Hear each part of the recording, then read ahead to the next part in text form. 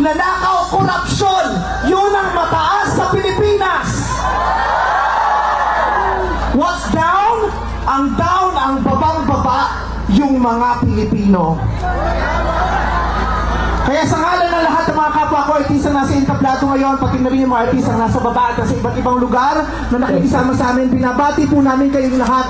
Mabuhay kayo, mga kapwa namin Pilipinong nanakawan ng gobyerno. Mabuhay kayo. Yan ang pagbati natin sa isa't isa. At para sa lahat naman ng mga politiko at bahagi na ng gobyerno na nagnakaw sa atin, nagnanakaw sa atin, mga nakatingin habang may nagnanakaw sa atin, mga kasama ng mga nagnanakaw sa atin, mga alam na may nagnanakaw pero hindi nagsasalita, mga kasama ng mga nagnanakaw, mga nagtatago ng magnanakaw. Isa lang ang gusto namin sabihin sa inyong lahat: patawad kay Father, pero putang ina ninyo!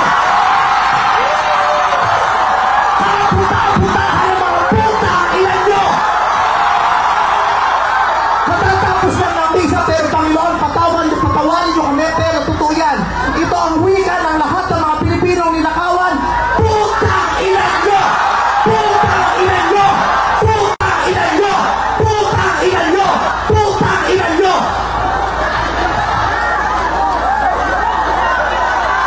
Putang ina nyo! Tapos na ang panahon ng mga mababait at ng mga resilient.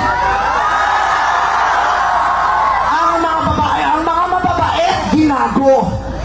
Ang mga resilient, tinarantado. Hindi na uubra sa atin yung bait-baitan, kimi-kimian, tahimik-tahimikan, patawad pero hindi po. Hindi ko sisimplihan, hindi ko babaitan ang mensahe ko ngayon dahil hindi naman sila magpapait. Sa katunayan, mga hayop sila. So bakit natin babaitan ang mensahe natin? Hindi natin kakalmahan ang mga salita at kilos natin dahil deserve nila ang galit, ang pikon at poot ng mga nanakawang Pilipino. Hindi tayo pwedeng kumalma. Hindi pwedeng iiyak lang. Hindi pwedeng magtitiis lang, hindi tayo kakalma. Hindi ko kayang maging magalang sa kanila dahil mga bastos sila. Mga salaula sila at mga baboy sila. Hindi natin kayang maging mabait sa kanila dahil mga walang ya sila. Hindi pwede. Hindi pwede. Yung mabait ka lang, mabuting asal ka. Hindi uubra sa kanila ang mabuting asal at mabait lang kasi nga mga demonyo sila. Kaya tama yan. Sumigaw lahat ng galit!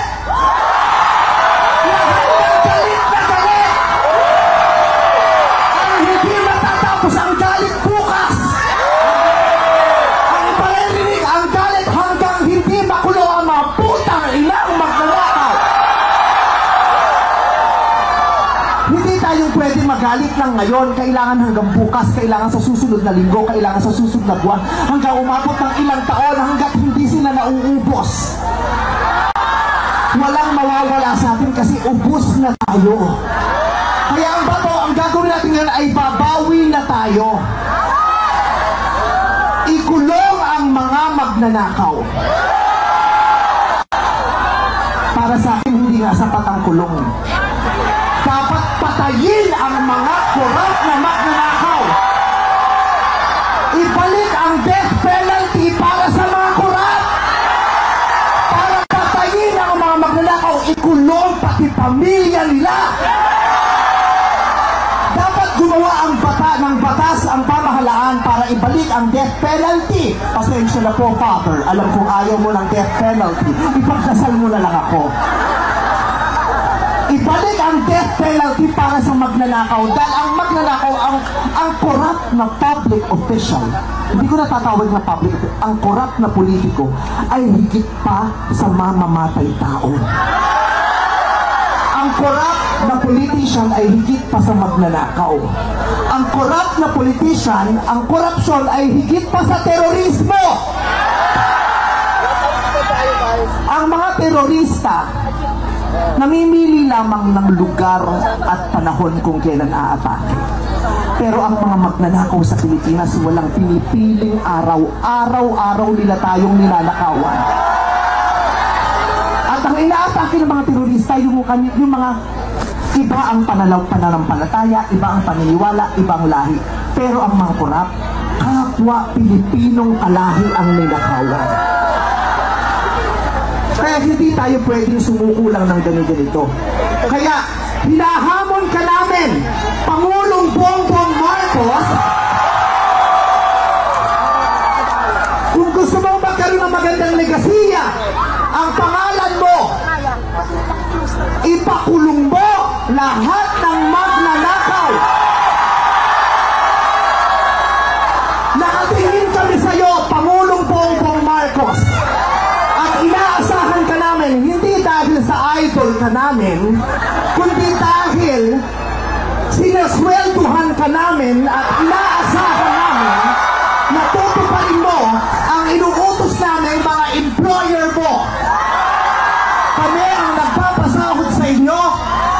Tapos na ang panahon na natatakot tayo sa gobyerno. Takutin natin ang gobyerno dahil ang kapangyarihan nasa sa atin, wala sa kanila. Nakatingin kami sa inyo. Ipakulong lahat ipakulong. Bawiin ang mga ari-arian. Bawiin ang mga ari-arian. Pati atay, i-donate. Ibigay ang atay. Pati mata, i-donate. Walang ititila kasi nga hindi tayo pwede maawa dahil mga putang ina nila. Maraming salamat sa inyo lahat. Sasarahan natin kayo hanggang mamaya. Isa pa, putang ina nyo. Sobra na, tama na. Sobra.